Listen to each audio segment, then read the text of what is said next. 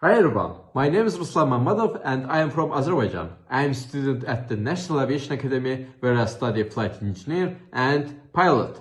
I have experience working in the service industry, including at well-known hotels like Hilton and other famous touristic restaurants and hotels in Baku. Through these roles, I gained valuable experience as a waiter, bartender, housekeeper, and cashier. These jobs helped me strengthen my communication skills, teamwork, and ability to stay positive and professional while serving guests. I learned how to handle different stations, manage payment accurately, and make sure every guest leaves satisfied. I am very excited to join the work and travel program and to work with new people from around the world. I really enjoy American culture, especially pop and rap music. Artists like Drake and Travis Scott.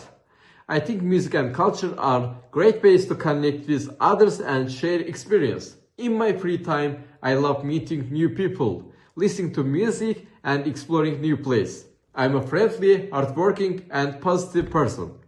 And I always try to bring good energy to my team and of course to guests.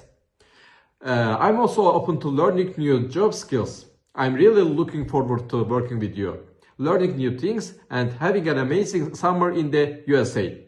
Thank you so much.